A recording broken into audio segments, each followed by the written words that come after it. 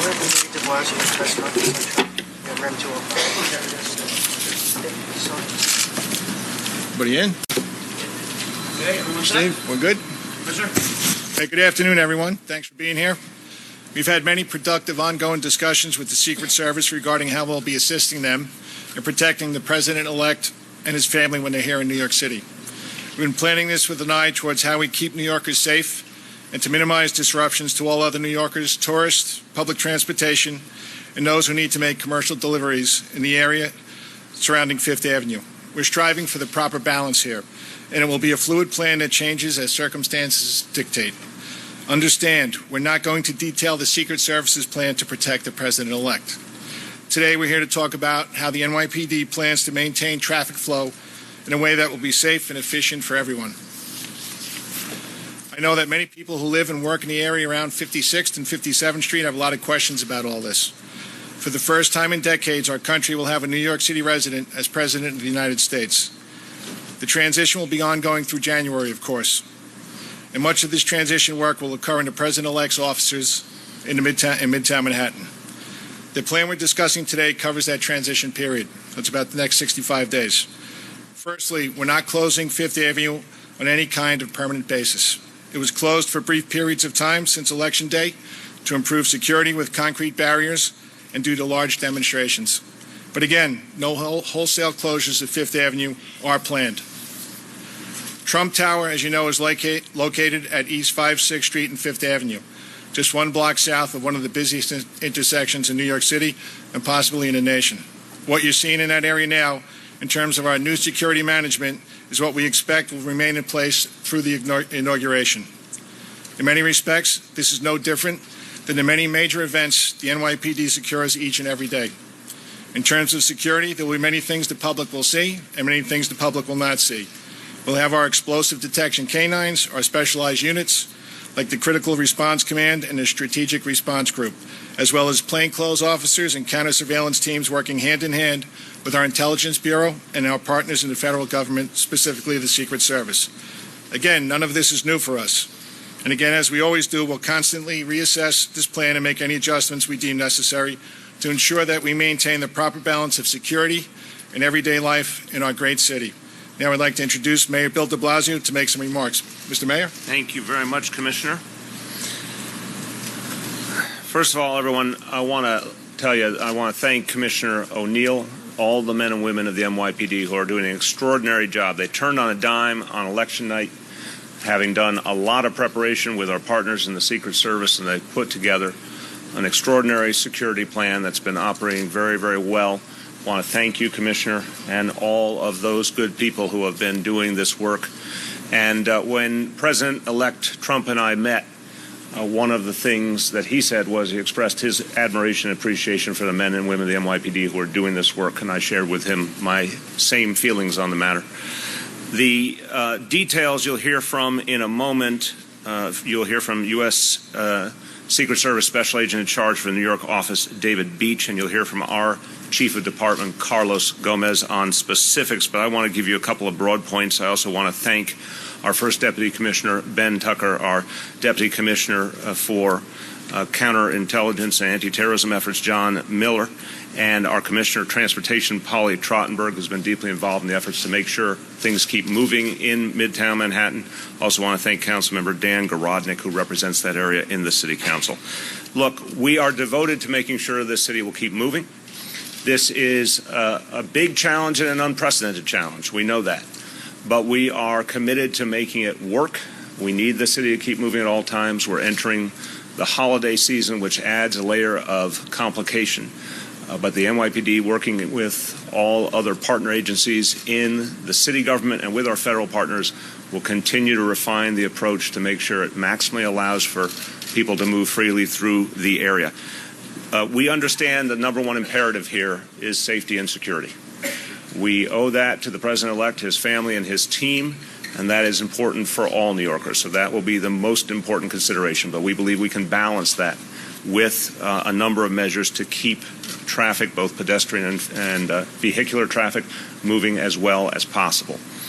Now, New York City has a long history of dealing with extraordinary events, none more so than just over a year ago when we had Pope Francis and over 150 world leaders and the President of the United States all in town in the same days. The NYPD did an extraordinary job working with our federal partners in that time, keeping everything moving and keeping everyone safe. So this extraordinary department is no stranger to these challenges, and it is a known fact that presidents of the United States, including, of course, President Obama, have come into New York City on a regular basis throughout their presidencies, and there are very refined approaches to handling those visits. So the NYPD is particularly well suited to take on this challenge. But it is an unprecedented challenge. In the modern world, with the security dynamics we face today, we have never had a situation where a President of the United States would be here on such a regular basis. Although, again, the details of his future plans are unknown, but we certainly know over these next 65 days he will be here very regularly. We've never had that situation before, and certainly not with the focal point location being in the heart of Midtown Manhattan. But the NYPD is up to the challenge, and the City of New York is up to the challenge. I have no doubt about that. We have an excellent working relationship with the Secret Service. There has been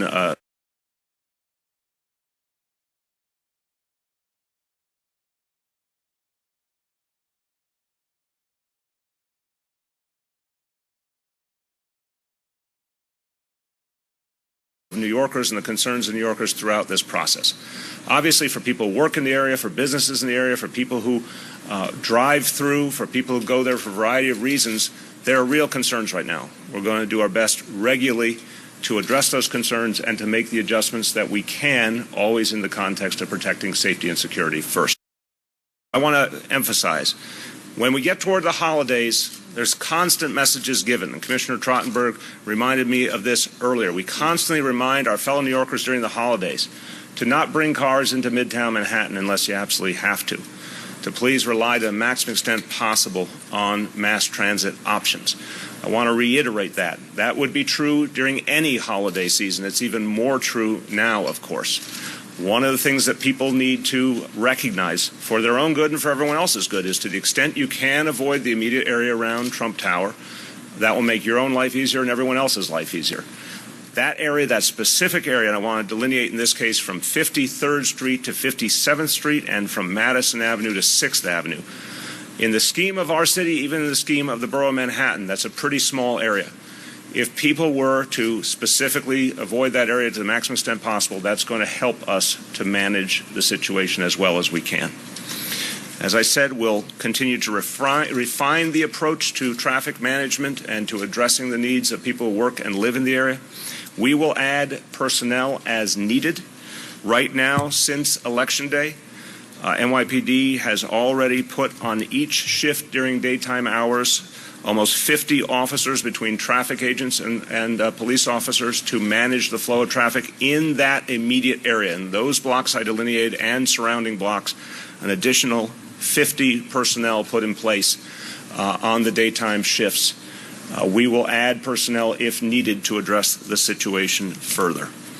Also want to note that enforcement will be more aggressive on 5th Avenue, particularly enforcement of truck traffic. You'll see a very, very clear uptick on enforcement of truck traffic on 5th Avenue, because there's already very clear rules and restrictions related to truck traffic, commercial traffic on 5th Avenue that will be enforced more vigorously than ever. Finally, want to note, before offering a couple of words in Spanish, I want to note that this is a very substantial undertaking. It will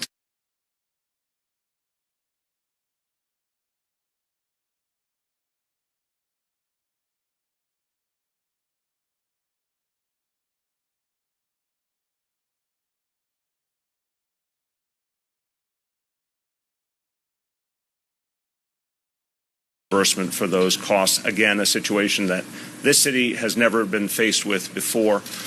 We believe the federal government will understand that situation and be willing to help, but those conversations will begin in earnest soon. Just a few words in Spanish. La policía está trabajando con el servicio secreto para asegurar que la Quinta Avenida siga abierta. Debemos garantizar el flujo del tránsito en Midtown, pero también la seguridad del presidente electo y su equipo. With that, I want to bring forward a man who's been already a great partner in this work. I want to thank him and all his colleagues for that. The Special Agent in charge of the New York office for the Secret Service, David Beach. Thank you, Mayor. Thank you. Thank you, Mayor. First, I'd like to begin by thanking the Mayor and Commissioner O'Neill and the men and women of the New York City Police Department, not just for their efforts over the last week and a half, not for their efforts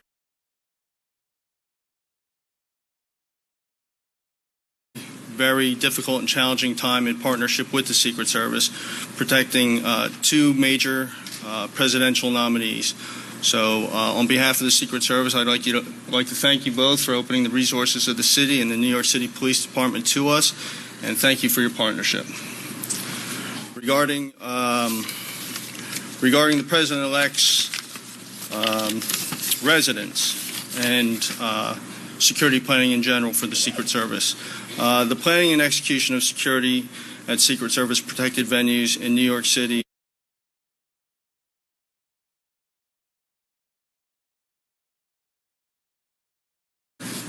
The security plan is collectively developed by the partners based on factors unique to each and every venue. The Secret Service and its law enforcement partners constantly monitor, review, and adjust the plan as needed based on information and operational needs. One element in determining any venue's security plan is its impact on the local residents and merchants.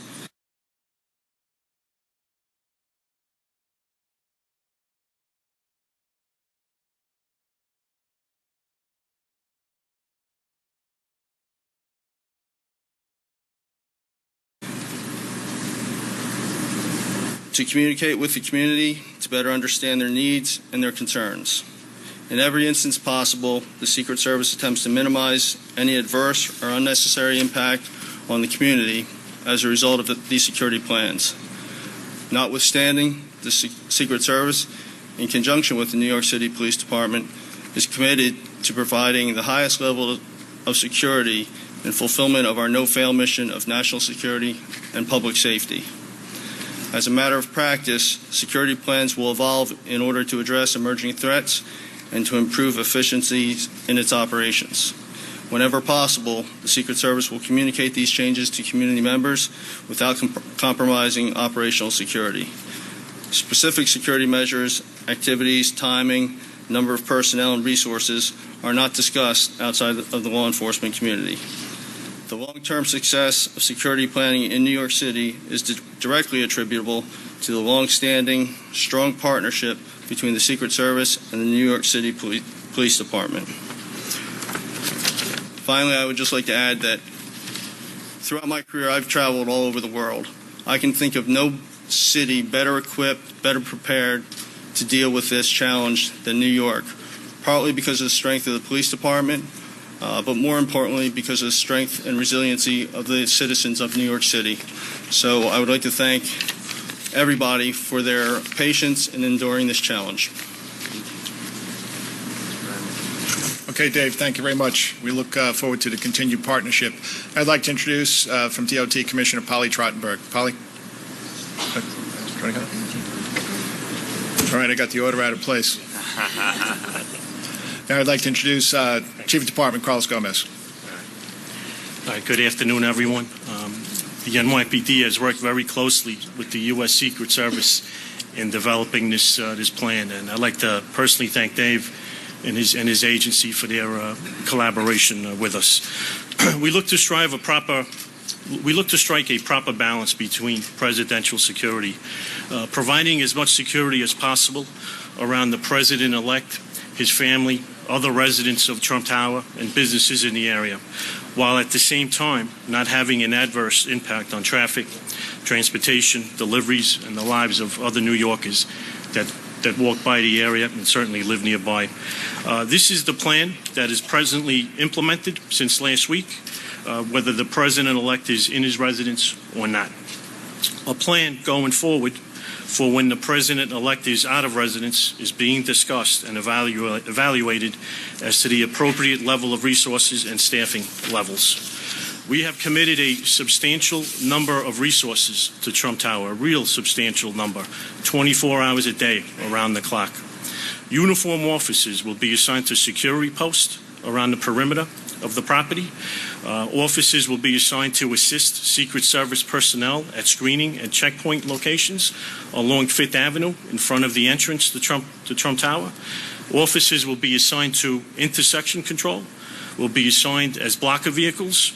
They will also man the Delta barriers that have been placed on 56th Street between Fifth Avenue and Madison to control vehicular access. We will also have officers assigned on observation posts at elevated positions and on rooftops. And certainly we will have a good number of personnel available to address any demonstrations that pop up.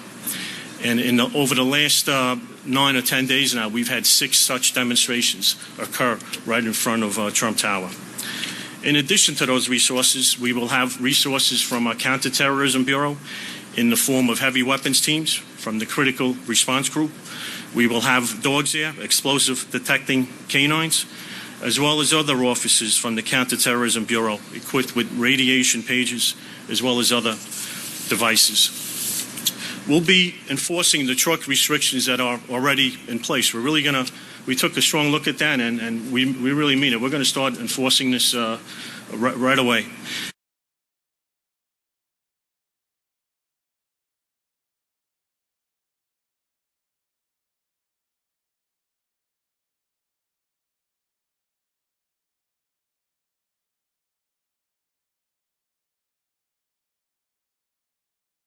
And certainly one of the toughest jobs in this department is the job of a traffic enforcement officer, traffic agent. And we have a substantial number of those resources also assigned to this area to assist with congestion as well as enforcing the truck restrictions. 56th Street will be closed for all vehicular traffic between Fifth Avenue and Madison Avenue. This is where we place those Delta barriers to control access to vehicles. However, pedestrians that reside in the area, that work on the street, want to shop on the street, or simply want to cross 56th Street down to Madison or up to 5th, they will be allowed to do so on the south side of 56th Street, but after being screened by us and the Secret Service. Buses, passenger vehicles will continue to utilize Fifth Avenue, but understand that presently 2 out of the 5 traffic lanes are being restricted due to barriers that we have in place. We've also have dedicated plans to implement when we have demonstrations at Trump Plaza. We've identified locations that are within sight and sound of the entrance to Trump Tower, and we establish protest areas at these locations. Small groups of protesters will be allowed to obviously be on the sidewalk so that traffic will not be impeded on Fifth Avenue. However, when there's larger numbers of protesters, we may have to shut down traffic on Fifth Avenue. And we saw that occur, last Saturday when we had over 20,000 protesters in front of Trump Tower. So far we've closed Fifth Avenue on 3 occasions in the last 10 days due to demonstrations. And certainly when this occurs, we bring in more police sources from other parts of the city to assist us.